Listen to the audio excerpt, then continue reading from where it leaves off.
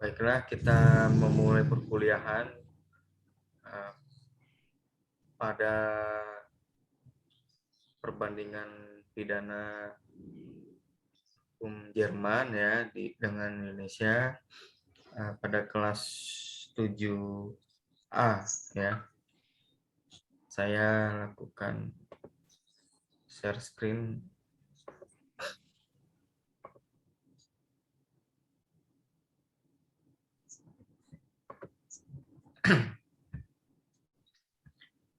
Nah, negara Jerman sebetulnya dia mirip dengan sistem pemerintahan di Indonesia ya, secara republik, namun federal yang merupakan salah satu konstituen sistem pemerintahannya ya.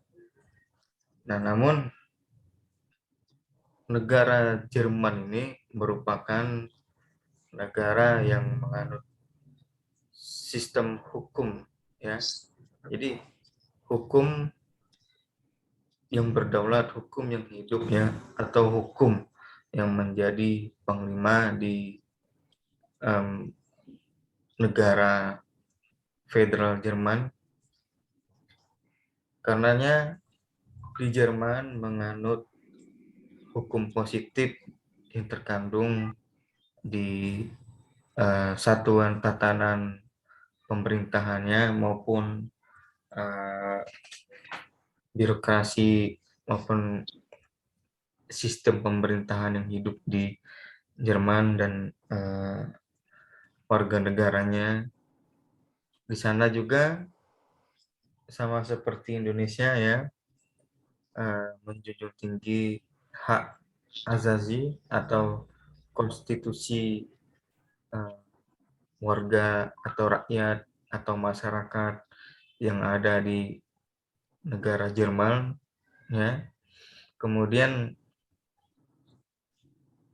jadi di Jerman juga sama seperti Indonesia ya. Kalau kita melihat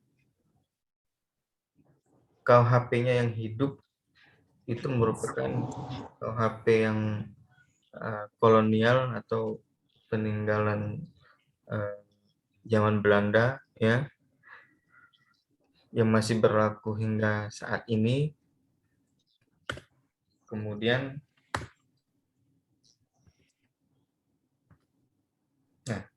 meskipun KUHP-nya kurang lebih ya, jarak antara KUHP Indonesia, yang mana kalau KUHP Indonesia yang sudah dikodifikasi atau yang diperbarui kan 1981, namun di Jerman ya, ini yang telah diperbarui 1975 atau direvisikan ya. Kemudian mengikuti perkembangan zamannya, dia coba cek HP kamu sebelumnya menganut dan pemurnian hukum ya, atau tidak melakukan kodifikasi ya, atau meratifikasi aturan hukumnya. Kemudian lama kelama ke arah yang merupakan mengikuti perkembangan perilaku atau tingkah masyarakatnya, jadi mengikuti secara kodifikasi yang tidak begitu meluas ya. Kalau di Indonesia kan selalu mengikuti kodifikasi atau perubahan yang sangat signifikan bisa dibilang ya.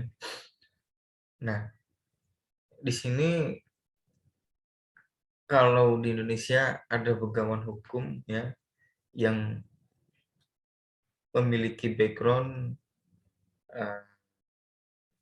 di institusi kejaksaan ya, seperti Aran Buyung Nasution ya, itu kan mencetuskan bantuan hukum legal aid ya secara struktural untuk masyarakat, artinya melihat komposisi untuk membangun hukum di masyarakat dengan membangun atau membantu memberikan bantuan hukum kepada masyarakat sebagai penerang hukumnya. Nah, di Jerman ada Alfons. Alfons Wolf ini garis hidupnya hampir sama seperti Anan Buyung ya. Nah, disinilah dia membuat dobrakan untuk membuat hukum terutama pidana ya di sini untuk memberikan kesamaan ya secara equal di masyarakat dan hukum yang hidup di negara Jerman ya. Kemudian inilah yang memberikan suatu demokrat atau kebebasan secara untuk diterima dengan baik secara terbuka, tidak ada pandang bulu untuk pilih bulu, menerapkan hukum atau memberikan penyajian hukum kepada masyarakat tertentu ataupun kelompok. Nah, kemudian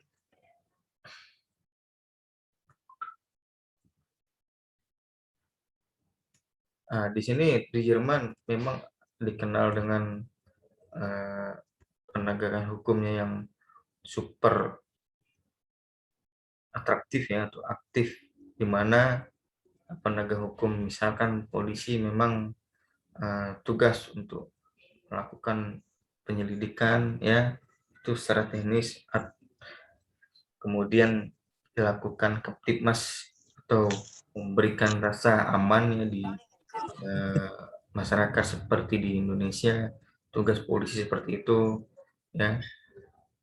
Kemudian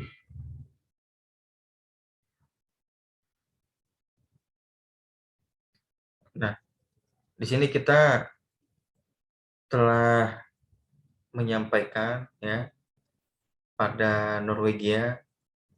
Nah, Norwegia memang mengenal kejahatan, mengenal sebuah pelanggaran ya dalam aturan main di dalam KUHP-nya ya. Kemudian terdapat klasifikasi kejahatan berat, kejahatan ringan ya, pelanggaran sejenisnya untuk menerapkan hukum ya secara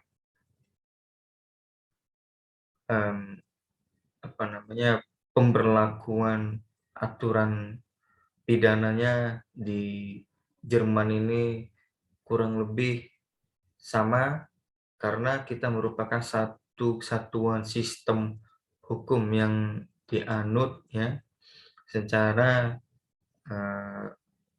Eropa kontinental atau disebut civil law ya, dalam artian memiliki corak terutama di bidang pidana yang kurang lebih ada kemiripan ya. Nah, dari sinilah perbandingan bisa mengidentifikasi bahwa ada corak persamaan, ada corak perbedaan ya. Nah, kita mengidentifikasi corak perbedaan terutama di Jerman ya, pidananya masih bisa dibilang murni atau pure ya, jarang ada perubahan atau di ratifikasi ya ataupun secara kodifikasi hukum yang hidup ya. Karena memang secara teritorial kan Jerman dan Indonesia memiliki tingkat ya kapasitas wilayahnya yang jauh dari Indonesia, tingkat kepadatan penduduk ya jauh dari Indonesia ya. Jadi bisa dibilang kalau di negara Jerman ada tingkat kesadaran hukum ya. Karena olehnya para penguasa juga lebih mudah ya untuk menata masyarakatnya, warganya ya. Secara hukumnya juga tidak terlalu yang menjadi prioritas, malah a priori yang dimana masyarakat lebih paham terhadap aturan atau kebijakan sebagai penal polisinya ya di ketentuan suatu wilayah negara Jerman ini ya. Nah, dari segi prosedural sistemnya juga sama ya. Karenanya di Jerman sama menganut yang namanya sistem peradilan ya yang dijaminkan ya sebagai penegak hukum oleh hakim ya. Kemudian adanya persekutor dipercayakan kepada jaksa dan penuntut umum ya, sama seperti di Indonesia ada barrister ya atau penasehat. Nah, dalam hal proses proseduralnya tidak ada kecenderungan yang berbeda. Kemudian dalam penerapan hukumnya juga dalam segi hukum positif ya yang hidup di sini negara Jerman juga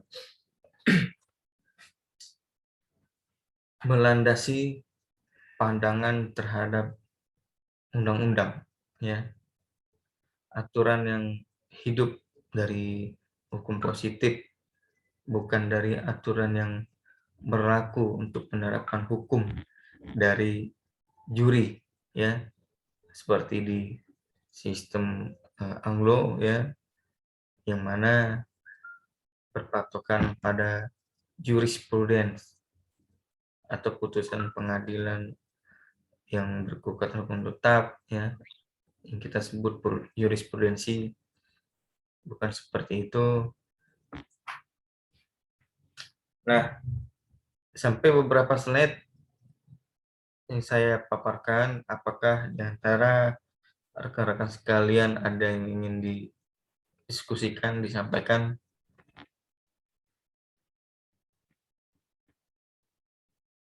Saya persilakan kalau ada.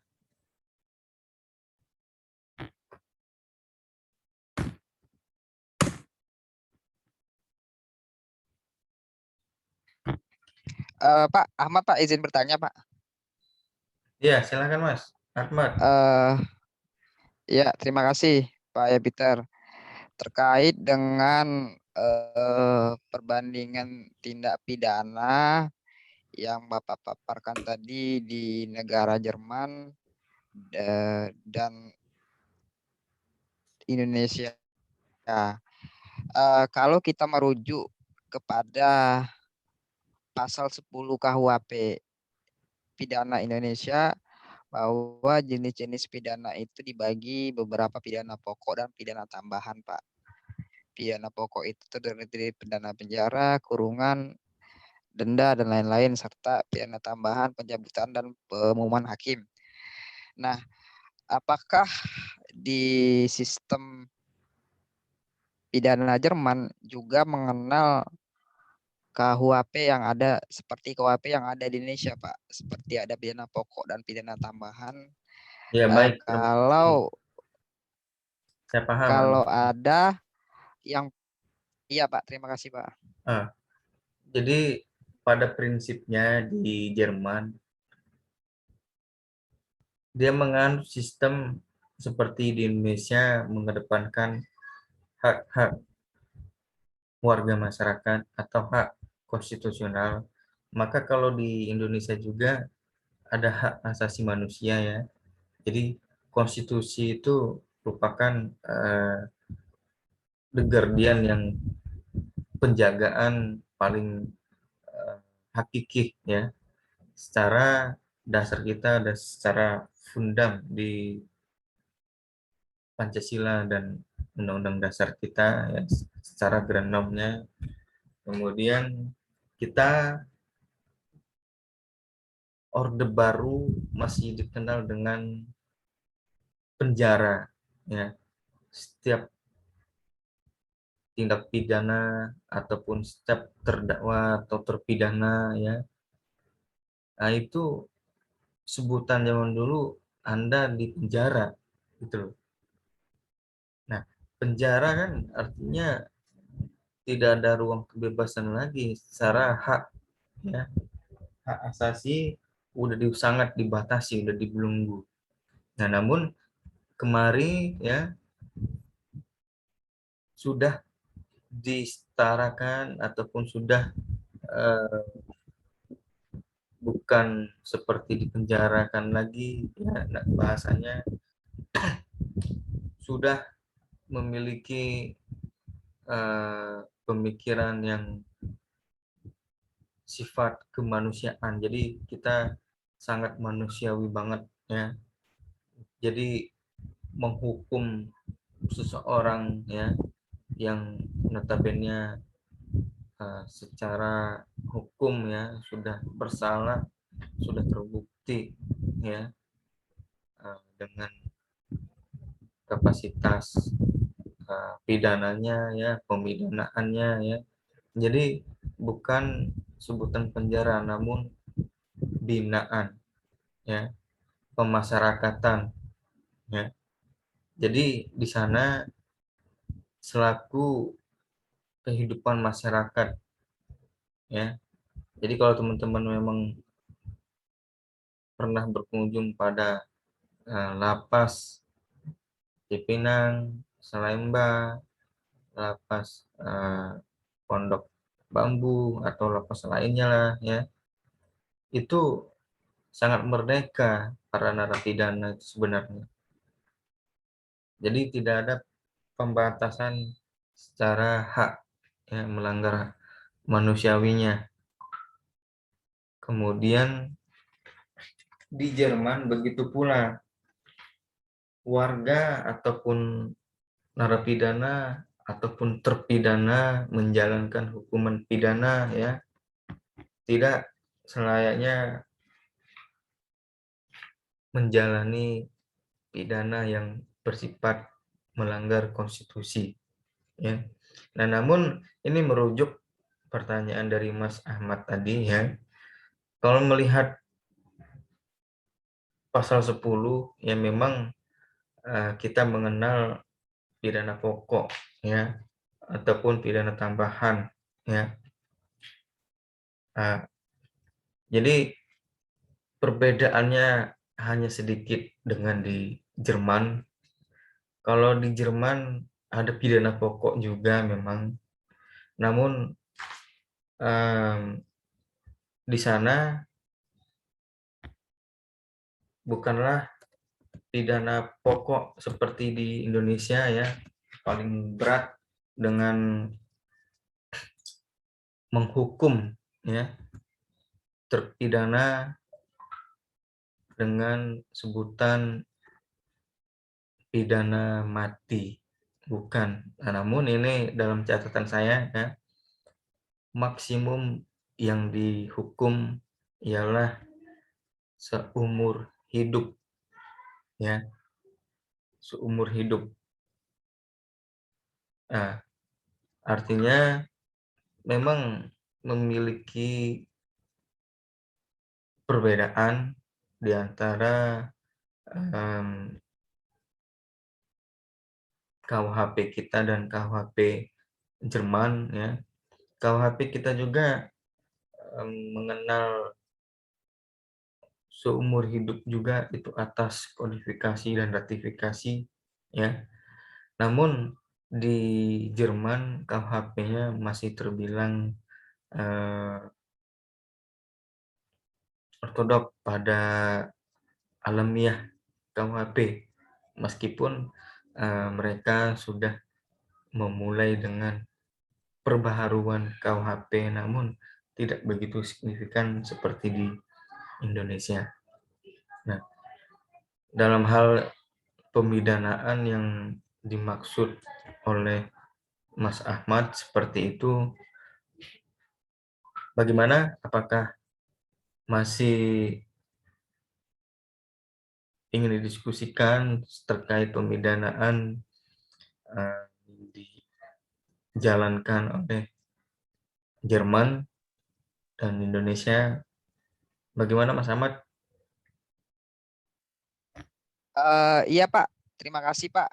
Satu lagi mungkin ini yang mungkin waktu saya remaja, ya sekarang sih masih remaja sih Pak. Jadi ketika saya remaja itu pernah menonton sebuah film bahwa eksekusi mati itu dilakukan dengan suntik mati, Pak. Suntik mati dengan obat yang mana film ini adalah berlatar belakang dari negara Amerika. Nah, Amerika dan Jerman ini kan sistem hukumnya hampir 11-12 ya Pak ya, sama. Mungkin kalau menurut saya, kalau saya salah minta tolong dikoreksi. Berarti hukuman mati dengan suntik mati ini masih ada seperti itu Pak. Mohon pemaparannya jika saya salah minta tolong dikoreksi Pak. Terima kasih Pak. Ya. Jadi sebelum kita merujuk sistem hukum terutama pidana ya hidup pada negara, tapi kita baiknya menoleh ya atau memandang sistem hukum secara garis besar atau mazhab, ya.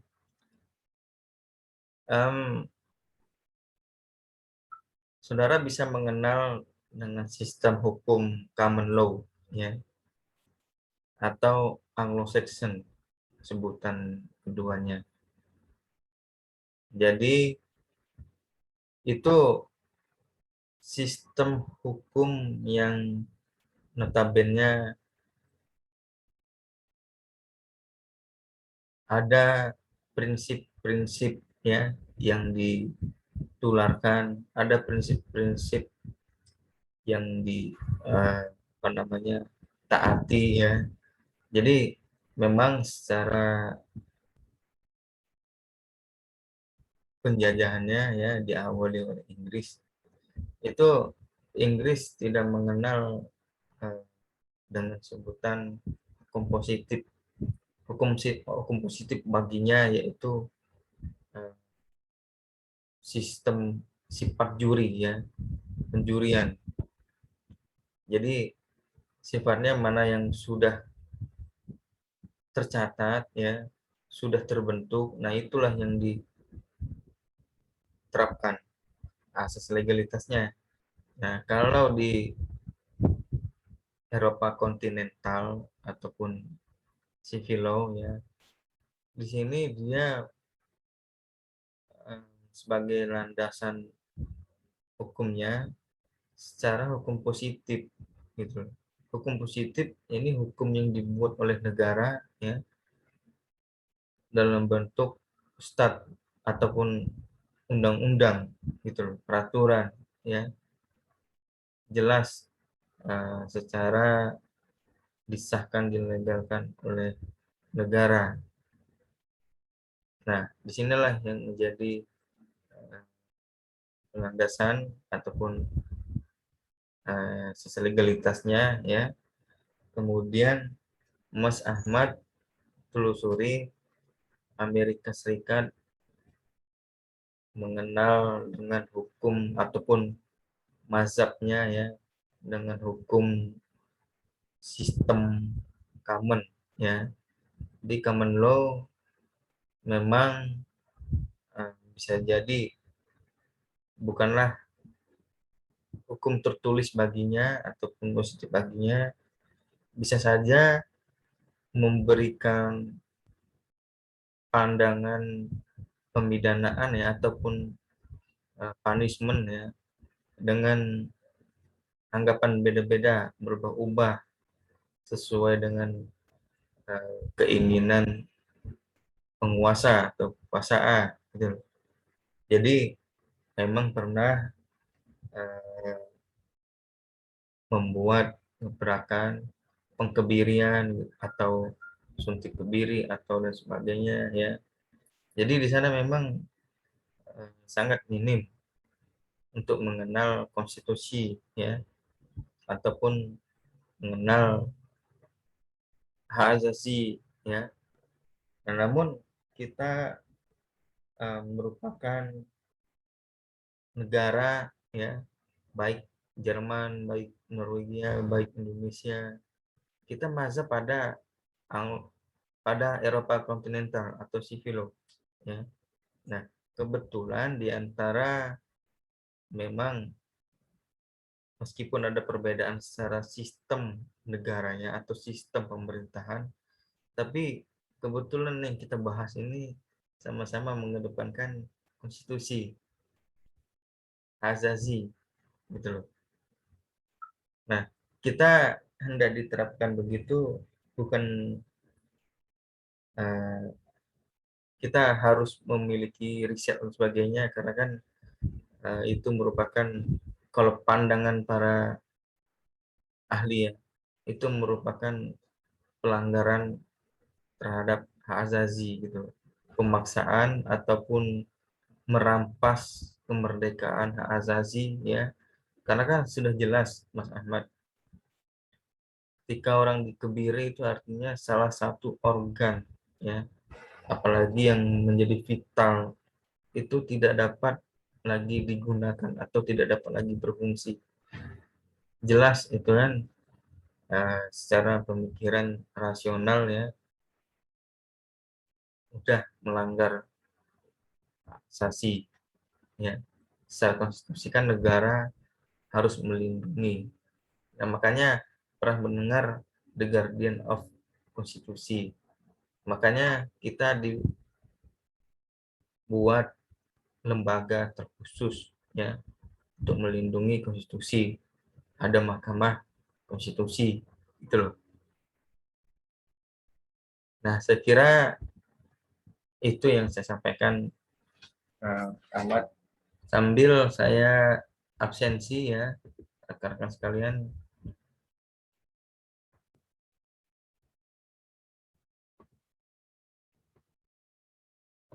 Pak, satu lagi boleh Pak, terakhir sebelum ditutup Pak. Ya, silakan. Time is over, Mat.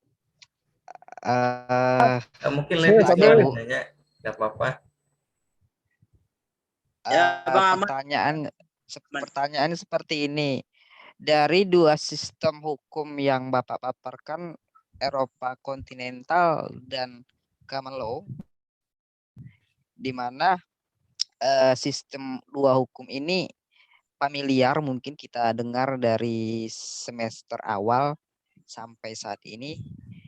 Nah, apakah ada sistem dua hukum ini diambil atau disaring menjadi sistem hukum di Indonesia? Misalkan common law diambil seeprit, Eropa kontinental menjadi warisan kita dan diambil seeprit dari common law. Apakah ada hukum produk di Indonesia yang mengambil metode seperti itu, Pak? Lalu apakah narasi yang saya sampaikan ini adalah narasi politik bahwa Ibu Pertiwi jalan di satu garis, alangkah eloknya ketika seorang wanita Ibu Pertiwi jalan di satu garis dengan menggunakan kebaya hak satu garis lurus. Ketika dia jalan ngangkang atau dua garis maka dia akan menjadi tidak anggun. Seperti itu, Pak. Terima kasih, Pak Yapiter. Ya, baik. Terima kasih nih Mas Ahmad. Sepertinya ini lebih dalam ya bahasanya. Karena ini menyentuh kewibawaan hukum Indonesia ya, hukum kita. Nah, bukan misal ya, memang sudah bukan rahasia umum lagi ya, terutama dalam praktik yang ada saat ini ya. Kalau Mas Ahmad banyak melihat atau sering melihat putusan ya, terutama putusan-putusan perdata, itu kerap kali ya dianggap adanya vakum ya, sehingga menggunakan putusan-putusan ataupun disebut jurisprudence ya. Sebenarnya saya bukan menyebut secara tegas menyatakan menjadi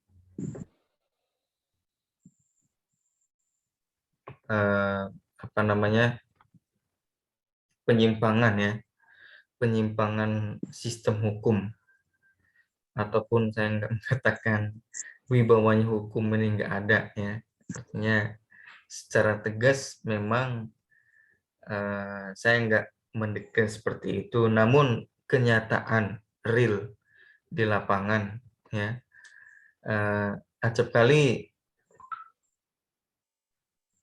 untuk dirasakan ya dalam penerapannya memang terjadi demikian. Nah, seperti diketahui ya, mazhab Eropa kontinental ataupun civil law itu punya karakteristik tersendiri ya. Kemudian mazhab Anglo-Saxon ya itu memiliki karakter ataupun bentuk sendiri ya. Nah, namun tidak tahu kebelakangan ini ya, atau kemajuan lah, kita paham ya, kebelakangan atau kemajuan bahasanya memang terjadi jurisprudence itu menjadi dasar rujukan gitu loh. Yang tadinya putusan berbunyi warna merah ini merupakan lambang keberanian ya, itu tetap diikuti gitu loh, nggak ada inovasinya gitu loh, yang menyatakan lambang warna merah merupakan lambang kesucian ataupun lambang kesejahteraan, nggak ada gitu loh.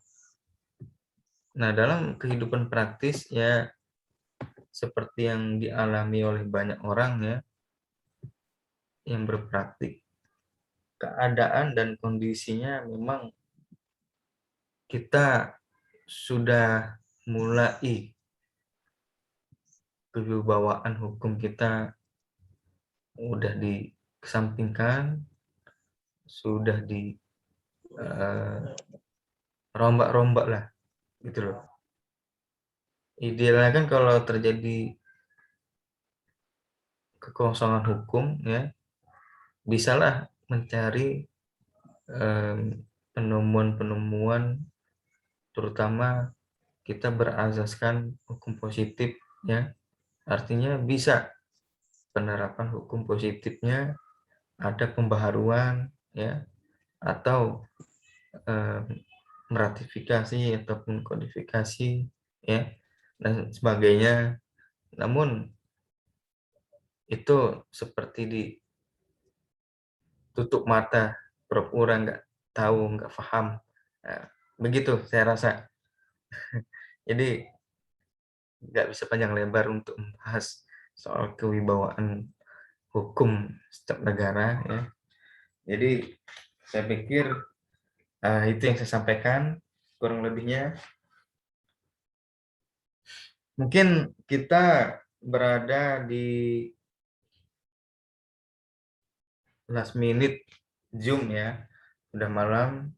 Ini teman-teman sekalian sudah saya absen sekitar 32 ya, hadir 99% hadir ya.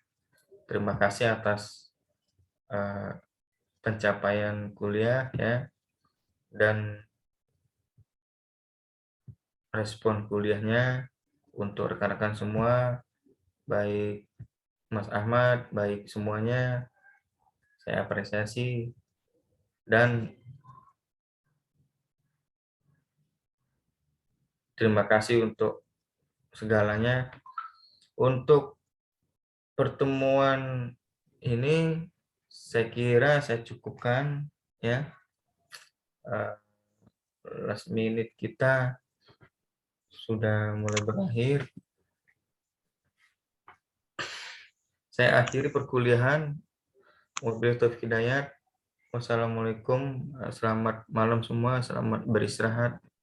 Sampai jumpa pada sesi berikut. Waalaikumsalam. Waalaikumsalam warahmatullahi Saya akhiri perkuliahan ya. wabarakatuh, Pak.